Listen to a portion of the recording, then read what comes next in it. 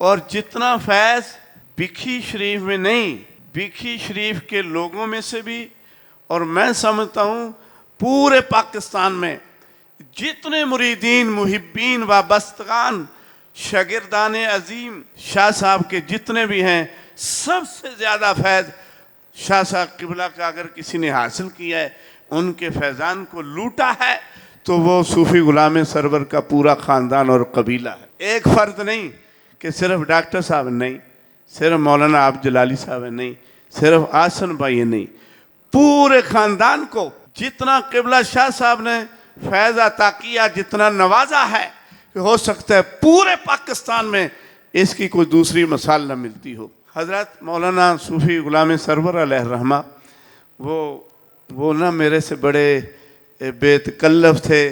कभी हम इकट्ठे बैठते, खूब खुश गप्पियाँ भी लगाते थे। अल्लाह अकबर कबीरा। वो इन्हीं बातों में से एक बात उन्होंने की, वो इसी फैज़ के साथ मुतल्लिक़ है। फरमाने लगे, मौलाना हक़ानी साहिब, ये किबला शाह साहब अलैहि रहमा के फैज़ की बरकत है कि मैंने आज तक किसी अपने पोते को ये नहीं कहा दाढ़ी रखो। जी, फरमाने लगे आज तक सारे पोते मेरे माशाल्लाह उनके चेहरे दाढ़ियों से भरे हुए भी हैं, फबे हुए भी हैं, सजे हुए भी हैं। तो फरमाते मैंने किसी को नहीं कहा, सख्ती नहीं की।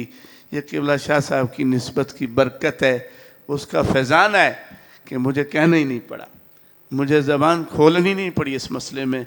जिसके भी चेहरे पे दाढ़ी आती गई वो सजाता ही गया है। इसी तरह आपके नवासे जितने मेरे इल्म में हैं, वो तो ऐसे ही हैं कि अगर कोई ऐसा भी हो कि जिसने दाढ़ी न रखी हो, मैंने पोतों की बात की है, सुनी चूँकि पोतों की थी, पोते मैंने सारे देखे हुए भी हैं, तो कोई ऐसा नहीं है कि जिसके चेहरे पर दाढ़ी ना हो।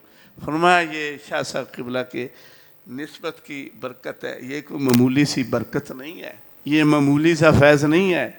कई लोग चाहते हैं कि मेरे बेटे दाढ़ियाँ रखें, वालदैन पीट पीट के मर जाते हैं, उन्हें मोहब्बत ही नहीं पैदा होती कि कोई दाढ़ी रख ले बंदा।